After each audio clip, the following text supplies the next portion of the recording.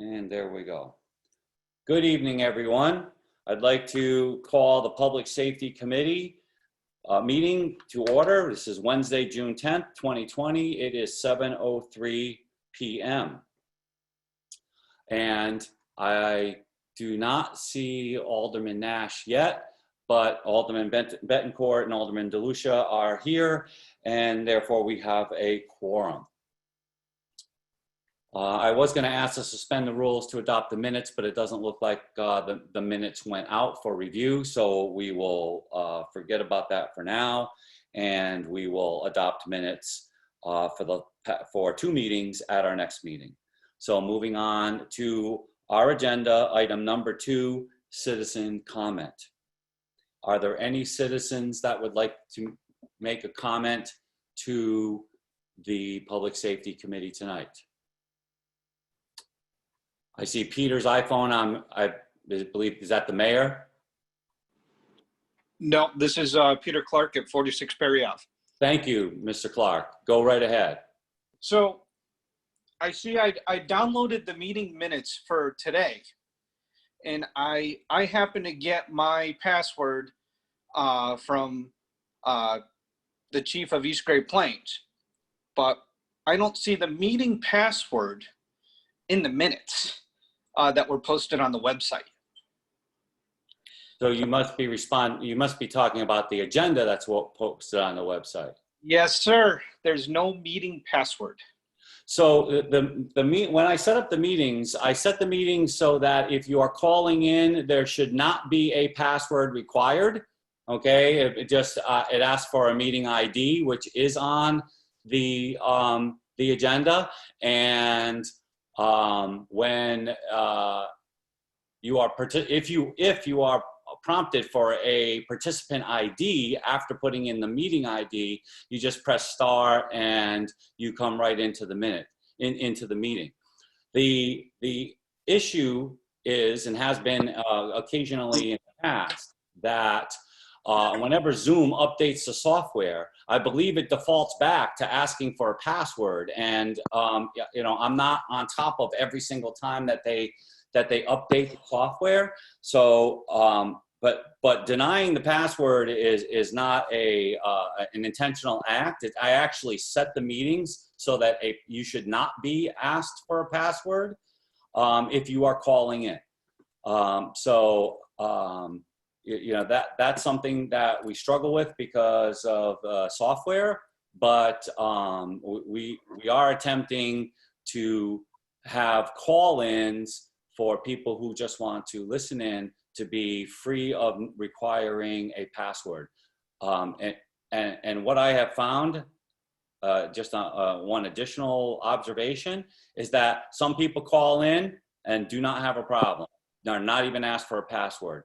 Other people do call in and are prompted for a password, and I have looked for that on the internet, and I have not been able to find the reason why that happens to my satisfaction. Joe, there might be an issue with whether or not people are running the latest version of the software. Could be. That's when I was taking a look at it. It seemed that was the problem. If they haven't updated the Zoom app, then a lot of times when we've updated ours, then they're going to run into this kind of problem. But I know for me, I literally downloaded it about 30 minutes beforehand. All right. So I know I got the latest version. Yep. But I'm quite sure if I had a problem, there's got to be other people that have had a problem. How'd you get into the meeting? I got the password from Keith Milton, Chief of East Great Plains. Well, what password? So let me just ask you something, Peter. Are you accessing the meeting by calling in the phone number that is listed on the agenda? With Zoom, I entered it. I did it through the app. Okay. Maybe that's the problem. That does explain where it could get confusing especially with technology, with a lot of people out here. I use Zoom all the time, but you could see the problem that we ran into tonight. And I'm sure I'm not the only one. So bringing it to your attention. So that does illuminate the issue to some degree. In order to dial in and have video and audio capability as a participant, right? That for the purposes of this committee, that is reserved for the people who are part of the public safety complex, meaning the chiefs, NPU, the city manager, the city council members, the public safety committee, and so on. If you are trying to use that link through the app, all right, and have not been invited by me when I sent this out, then yes, you will be prompted for a password. That's the protection, so that some person, just random person, can't bomb the meeting and start showing us porn in the middle of the meeting, which did in fact happen at, to one of the city's meetings. So that's the protection for that. And that's the reason why you're being asked for a password. If you are calling in using the phone number, which is the way that I have opened the gate wide open for the public to participate without hindrance, then you are not prompted for a password when you use that phone number. And you get right into the meeting and you're able to listen in and speak during public comment. You're just not part of one of the participants on the video end of the meeting. So what you just said does explain a lot, and that's the reason. That explanation I just gave you is the reason why, if you're trying to use the app, you will be prompted for a password by design, but not by my design. That is by Zoom's design to help municipalities and agencies protect their meetings. Okay, that's all I got. Thank you. Yes, thank you. But thank you for bringing it up, because that clarifies a lot. Thank you very much. Is there anyone else that would like to make a comment and public comment tonight? I see Tim's iPad. I believe that's Chief Jenks. Yeah, that's me. Okay. Can you hear me now? All right, Yes, Timothy, 32 Providence Street. This has nothing to do with the fire department. I've been asking for the last 7-8 years to have a camera attached to the station so it can be tied into the fiber system that dispatch can have. So they'll be able to look at the, as my good friend would say, the nefarious characters that visit the playground after dark. We had an incident up here with a machete last week before. Norwich PD handled it rather quickly. I don't know if it's because they had officers in the area or not, but in the interest of public safety and the kids being around here, it's always come up that it's a problem with money, but it's something that's happening. We've got cameras everywhere else in the city. Maybe we should think about putting something up here. There's already city fiber in the firehouse, so it wouldn't be too much of a big deal, in my opinion. But I think it's time that TAF will finally get a little bit extra security. So to follow up on that question, Tim, about putting in a camera, when you say connects to the fiber, would that be that would connect to the Norwich Police Department's video fiber network? Yep. There's already city fiber in this building. I got We're using it. question. Right. Go ahead, Mark. Yes. Go ahead. Chief, is there a switch in there for the fiber? We've been on city fiber for the last 5 years here. So you have more ports available? Sure. You don't know if it's got PoE or anything like that, do you? Or is that not? They keep that stuff kind of close to the heart. All right. If there's a switch in there, then it's more on the off chance that it's it might be PoE. They can run it. They can just run a cable up through the roof to the roof and mount something there. I imagine it shouldn't be that big a deal. But of course, there's a cost of the camera and whatever. And after that, you're just talking about bandwidth. Well, that seems to always be the problem, is when we bring it up, it's, well, the cost of this, the cost of that. And, the incident the other night and some of the other incidents that have gone around here, people having their cars gone through and everything else, the city is, as a whole, has a habit of throwing some money around on some other projects or for whatever. Yeah, like parking lots. I think it's time. I think it's time that they looked into the interest of the safety of the people in the village of Tattville. There you go. All right, so I think when Chris LaRose speak, he could probably address it or at least point us in a good direction that way. Well, I can okay, definitely address that. If you want me, I can address it now, or I can address it later. Your call. well, Chris, if you just give me a minute, the police chief's been waiting. I'd like to give him a chance to speak on this item. Go ahead, Chief Daly. He's muted still. There Can you hear me? Yes, we can. You got me, Alderman? Yep. Tim is right. We did design a whole system for the public safety camera system, expansion into Taffel. I believe it was a 6 or 8 camera expansion. We started it under Gary Evans when he was the community development block grant coordinator. And then when Cassie Kreese arrived, she reassessed all the projects and said that Taffel no longer qualified. And one of the cameras was definitely going into the station, the backside, to cover the parking lot and most of the numbered streets. It would be similar to what we did in Greenville. Highly successful, not a cheap project. It's been a great partnership with public utilities, and all the other cameras that are in the city right now have all been funded through the community development block grant funding source. Was that So, Chief, was that a case of ineligibility, or was it a case that they just ran out of money that year? no, we got approved for it actually, and we had to shift it over to a West Side neighborhood that did meet it. She reevaluated the Taffel section and said it was no longer eligible.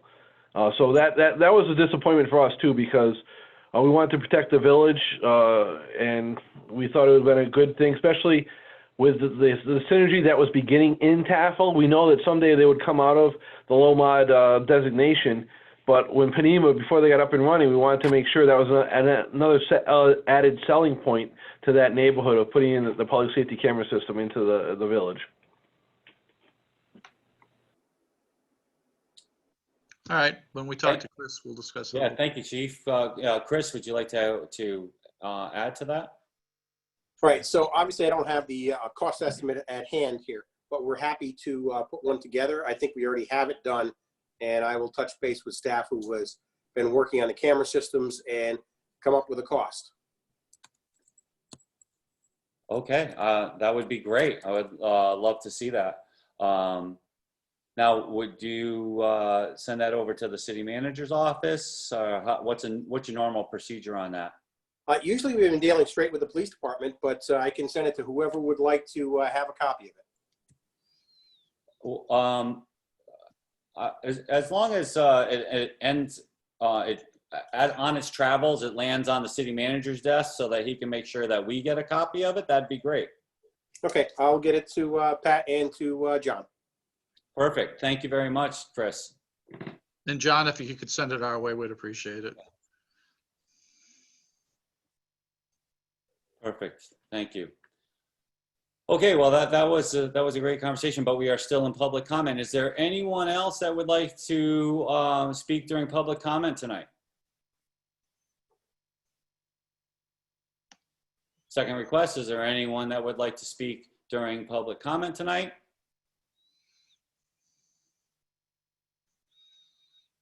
Third and final request, is there anyone that would like to speak during public comment tonight?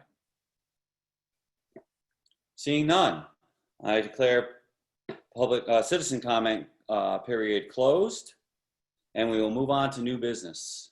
New business item, I should say letter A, department updates, NPU update. All right. Thank you all. For NPU right now, our roster is at 100%. Everyone's been healthy, and knock on wood, hopefully it'll stay that way. We do have adequate PPE, and we are doing everything we can to work socially distant with the right PPE to protect everyone. We're continuing to work either remotely, dispatch from home, or when we're working in crew situations, we are segregating the crews so we're not potentially cross-contaminating any of the crews. We will be opening our service center at the end of the month, and we are continuing to work on making all of our workspaces safer for full-time occupancy as we get closer. Any questions? Yes, I have a question for you, Chris. I just went through some training for my employment regarding new standards for cleaning my workspace as a learning environment. Okay, and the school in general as a place for students and staff. Have you received new protocols for the utility? And I'm sure, well, you know, I've asked the city manager the same question. Protocols for the city in terms of disinfecting and decontaminating and so on and so forth? So we are following CDC guidelines, and we are training everyone towards those. We have, you know, the ability for people to clean their own workspace, and we're using Public Works to fog communal areas and do extra cleaning of communal areas. And we also have an outside crew to handle what the city cleaning crews can't at some of our satellite facilities. So in our water plant, sewer plant, lab, where Public Works doesn't have the manpower right now to help with this extra heavy-duty cleaning, we've brought in an outside service to do that. So they're fogging those communal areas and cleaning those areas well. But every day we're going through, we're cleaning all the surfaces, the doors, anything that people are coming in and out of, and people have the ability and the equipment to clean their own workspace. And then in terms of the service center opening up, are establishing new protocols for public access, social distancing, and so on. I know that you know, even where my daughter works, they had to put up the plexiglass at the places where they interact with customers and so on. Yeah, so we're going to limit it to 2 customers instead of the 3 booths that we normally have.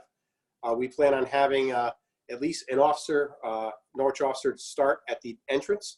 And we'll see if we need that for the long term, but at least for the short, we've worked with Chief Daly to provide us one when we get open. We'll take temperatures, we'll ask questions, we'll make sure there's a mask, and we have the plexiglass and the barriers will be there to protect our employees and the customers. Perfect. Thank you. Mark, any questions for Chris? No, he doesn't have anything. Thank you very much, Chris. Okay, thank you. Next up would be American Ambulance. Rob here tonight? I don't see him on the screen. Okay, I don't see them yet. Norwich Police, Chief Daly. And Pat, before you start, Yes. Yeah, before you start, I've already reached out to Jim Vega. You know, without giving too much away, I know that he had a little bit of an issue, and I sent him my best personally and on behalf of the committee. But please, you know, echo our concern and our well wishes to him the next time you speak to him. Yeah, I will. And believe it or not, he's already starting to itch to come back. He was texting me at, I believe, like 11:15 last night about an upcoming canine class. So he's itching to get back, but his wife's keeping him on lockdown. We anticipate him back. He's taking this week off, maybe next week. We're not going to rush him back. But the tests have come back positive so far, so we do appreciate everyone's kind thoughts and bearing with us. Thank you. Then go right ahead with your report. I don't have the numbers this month. It's been a little bit of a weird month. We went from heroes to zeros in about 4 days.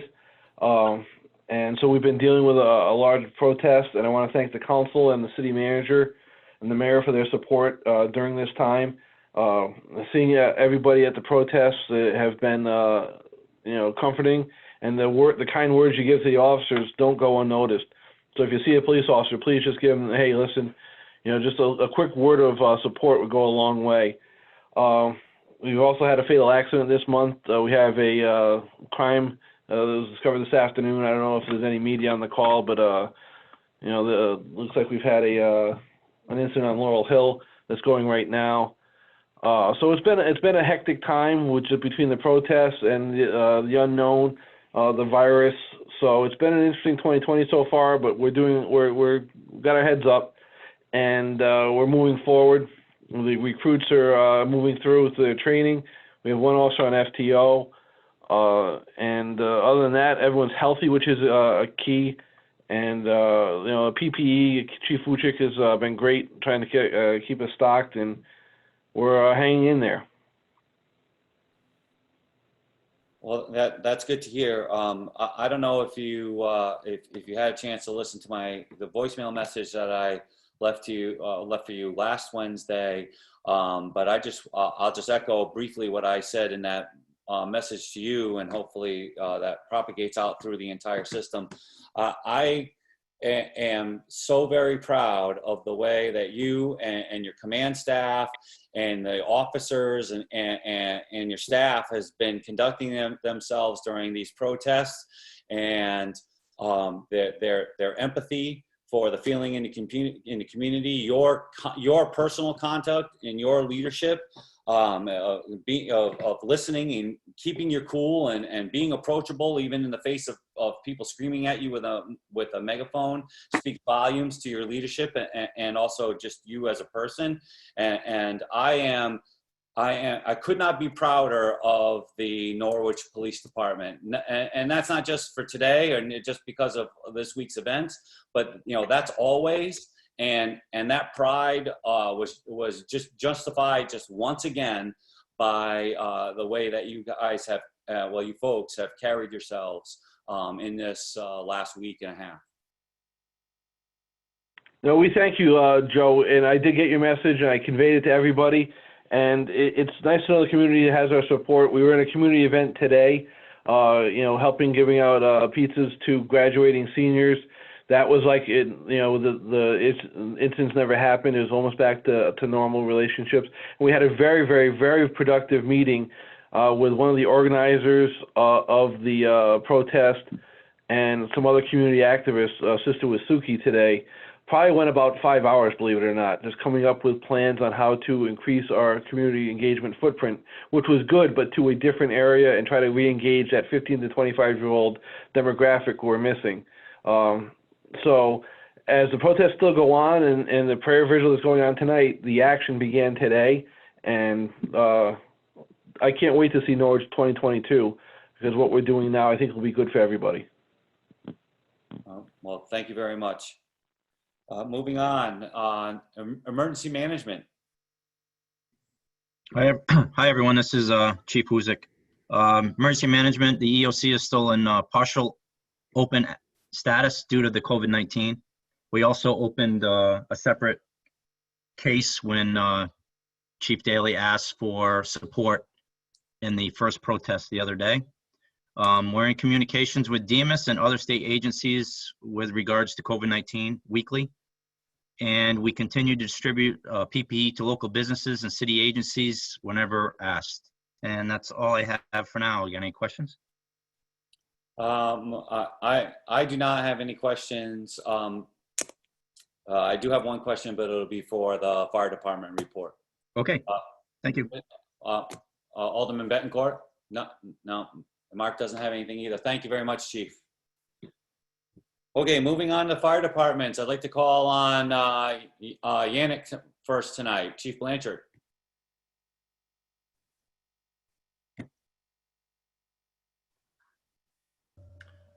Good evening. Can you hear me? Yes, I can. Thank you very much. Okay. All right. So the membership is healthy, holding at 60 members. Everyone is available. Our training schedule has been altered as everyone else's have over the past few months. We are now proactively working outdoors, doing outdoor training and activities to the extent we can. All fire apparatus is in service as of right now, with Rescue 3 going down to the city garage for some issues with the wipers and a couple of the controls, electrical, that I'm sure Fleet will be able to take care of. We estimate the completion of the station work for the fire marshal abatement project to be done end of this July.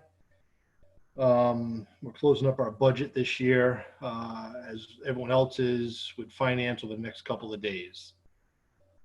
Calls are returning to normal as far as volume.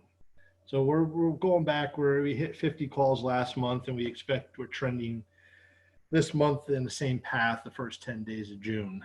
So With that, I have nothing else. Any questions? I do not. Alderman Bettencourt? No, none for him, Mark. Thank you very much, Chief. Moving on, East Great Plains. Good evening, everyone. As Chief Blanchard said, we're going back to our normal call volume. Last year we just did last month we just did under 70. Good news is my ladder truck came back and is back in service as 5 o'clock this evening. So that's been a long undertaking. Thank you to the Chief Husick and the Norwich Fire Department for providing their tower ladder in the event, responded to our district when an aerial device has been needed. Like I says, we're trending, and as Chief Blanchard said about the training, same thing as us, been limited. We've been doing some online training. We're going to be starting to get back going outside doing that. Our new truck is in state. Well, it's currently in Massachusetts being lettered, and it'll be coming back next week and equipment mounted and the radios installed. So I'm hoping to have that back in the next couple of weeks so we can start having our members train on it. Other than that, the apparatus is doing okay. And I think that's all I got for now. Okay, and I know that I emailed you, and I'm just so pleased that the ladder is back and that the new truck will be in service soon. Alderman Bettencourt, anything for Chief Milton? Nope, Alderman Bettencourt's all set. Thank you, Chief. Okay, moving on, Laurel Hill. What I saw, Aaron. Yeah, Can you guys hear me? just barely. How about now? That's better. Okay. So, good evening, everyone. For Laurel Hill, as some of you may already know, Engine 61 was placed in service within the last 3 weeks. After doing some extensive work out of state, had to go back to Mississippi, got delayed out there, and then came back. It was in service for 1 day and already saw some work over in Ledyard. And as some of you probably read in the paper, we had a garage fire the other day that it was first on scene for. I just wanted to thank all the departments that helped us out that day. It was a little interesting fire due to the heat and humidity. We ended up having to send a guy to the hospital due to heat exhaustion. He's doing fine now, but it was the heat makes things a little bit harder on everybody. Everyone worked really well together. So again, Norwich Fire Department was there, East Great Plains, Taftville got put on standby because we didn't have any ladders in the city. So thank them for, standing by for that. So everyone worked really well together. It was a good operation. And it was, once things got going, it went really smooth, which was great. The other stuff, as far as the COVID-19, the trainings, we've been trying to step up a little bit. Everyone wears masks during the trainings. We're trying to get out there with the nice weather and do some activities that we haven't been able to do in the last couple of months because of the restrictions on gatherings. So like everyone else, I think we're starting to up a little bit, and we're going to start moving that direction as time and restrictions allow. Other than that, I mean, we're doing pretty well, and we're going to keep moving forward. Does anyone have any questions? I do not have any questions except for I did see the article in the paper about that garage fire, and so how did the new truck perform? The new truck performed very well. It was great being able to get there and having water that we could rely on for a short period of time until we established another water supply with the hose tender. So it gave us a few minutes to operate before we had to worry about running out of water. So that was fantastic. Terrific. Alderman Bettencourt? I'm good. Thank you very much. Thank you, Chief. Thank you. Moving on, I'd like to move on to Norwich Fire. Hello again, it's Chief Husick. Responses, we did 147 since the last meeting, 57 fire, 90 EMS. Equipment, truck 1 is out of service right now. It was a electronic malfunction in the turntable. We don't have a timetable on the return of that, but it should be within next week or so. So truck 2's in service. Staffing, we still have one vacancy that we're looking to fill this year. The facilities, both stations are still off limits to the public for training. We're doing company training, platoon training, obviously with social distancing and safe practices. COVID-19, we still have meetings every day at the beginning of the shift to update everybody. And we're still taking extra precautions around the station and incidents. Even though it's being a little more lax than it was, we still take the precautions to make sure that none of our members are exposed. And that's all I have right now. Any questions? Yeah, I just had the one question. I believe I saw that the Chief Scanned is back in the water and back in service for the summer. Was that correct? Yes, it never comes out of the water actually, except for service. And actually next week it's going to come out of service for one day just to have the oil changed on the fire pump, but it stays in year round. Well, thank you for that. I wasn't aware of that. I thought we stored that thing for. No, it has a heater on it. It has a heater on the fire pump, and we put a bubbler around it to make sure no ice accumulates around the boat. But yeah, it stays in year round now. Okay, well, perfect. Now that takes care of my question then. Thank you very much, Chief. Alderman Bettencourt. Nothing for me. Thank you very much. Thank you. Moving on to Taffville. All right, we had a little bit of our numbers are slowly creeping back up. We had 57 runs last month. They were about 50-50. 28 EMS, 29 fire type responses. We provided mutual aid accordingly. We've continually closely monitored the CDC updates that come out daily. We started slowly opening up our training program again. We were doing some trying out some online stuff, but we're slowly getting back into the actual physical person-to-person training. ET22 was down at the garage for routine maintenance. We've continued our PPE pickup from the state every Thursday. That's kept us in with what we need. The rescue truck, we're looking at, cross your fingers, hopefully by the 4th of July. Again, we had a lengthy conversation with the president of the company, and the COVID really affected their area pretty bad down there. We're finishing up the specs for the fire marshal upgrade so that can go out to bid. We were able to move some money around thanks to COVID. I guess something good did come out of it. Because of the COVID, we didn't use our normal training because all the schools and classes were closed. So we were able to install a temporary parking lot based out of that, working within that budget. So it's not pretty, but it adds parking spaces off the road. Other than that, the company is, we'll be doing some training with the Coast Guard at the end of the month. That's all I have, unless you have any questions. I do not have any questions for you, Chief. Alderman Bettencourt. Negative for me. Thank you very much, Chief. And Occam Volunteer Fire Department, are you on the line tonight? I didn't think I saw them in here. Okay. Okay, well, that takes care of our department updates. Thank you very much. Moving on to new business item 3B, I asked the city manager to provide us with an update of the RFP for the 2020 fire service study. Mr. Salomon, you have the floor, sir. Thank you. Well, we've been working for about, almost immediately after the resolution was agreed to by the council. On June 12th, which is by Friday, we should have completed the draft RFP review.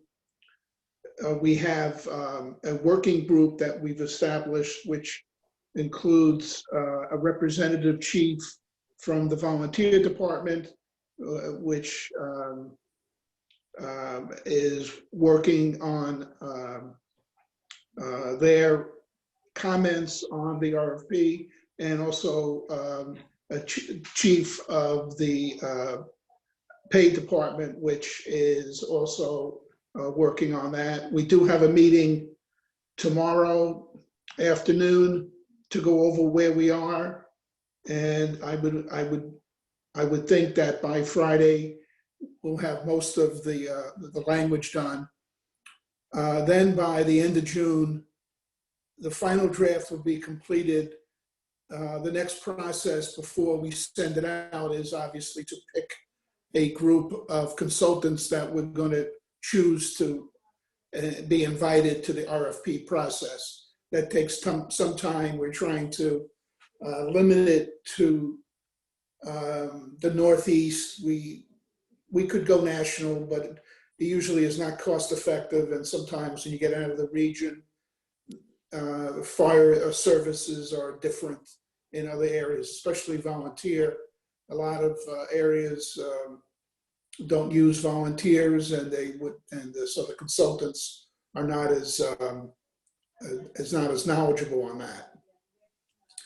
So by July 15th, we should have the RFPs returned to the city. We're giving the consultants about 2 weeks or so to prepare a request for proposal.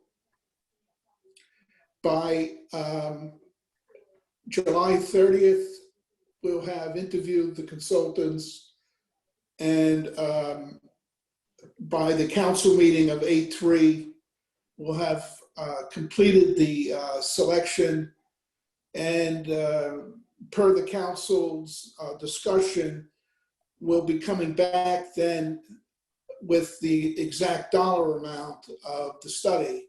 As you recall, Joe and Mark, there was some concern of what the study would cost. So before we go ahead and award the RFP, we want to make sure that council's obviously comfortable with the amount of the project.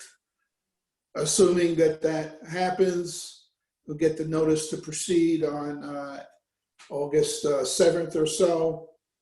And we're projected, my hope was to get the study done by the end of October, but I may want to go closer to 90 days or more. So we're looking at a little before Thanksgiving, 11/20 or so, to have the final report done and submitted to the city council before the November 30th deadline. So a lot of steps involved with this, and I'll take any questions you gentlemen might have.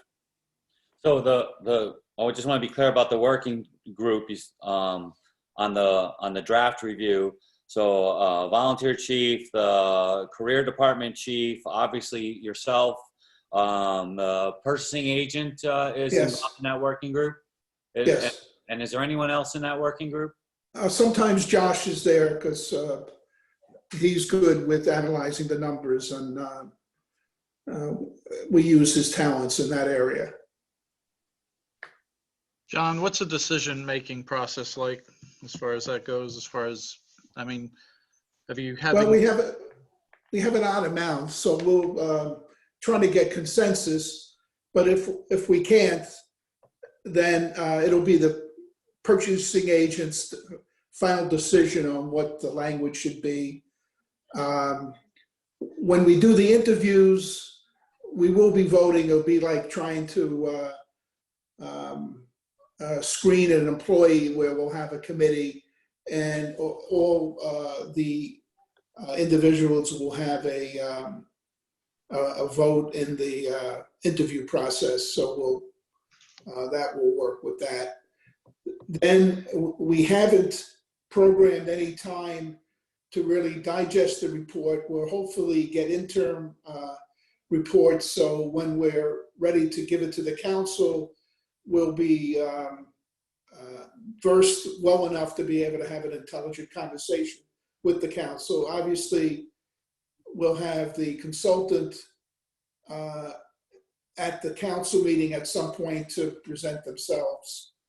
But I'll do that after we have approval of the funds. I would not want to have them here, on speculation at that point. So that's approximately how it will proceed. Alderman Bettencourt.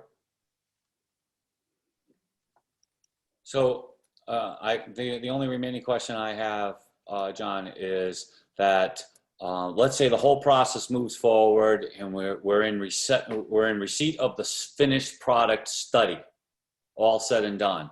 Will it be part of the contract with the consultant to present their findings to the council? Yes. Okay.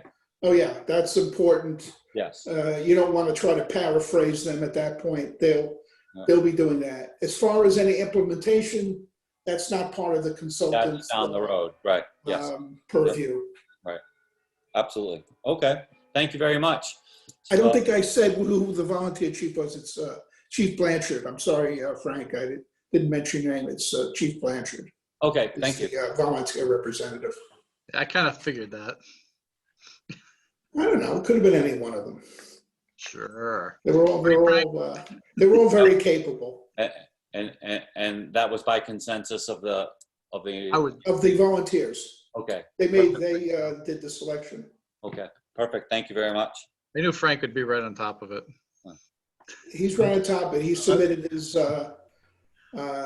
comments to me today, so in time for tomorrow's meeting.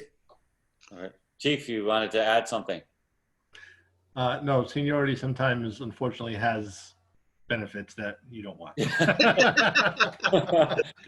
No, but we did. All the chiefs met. All the volunteer chiefs did meet, and we met.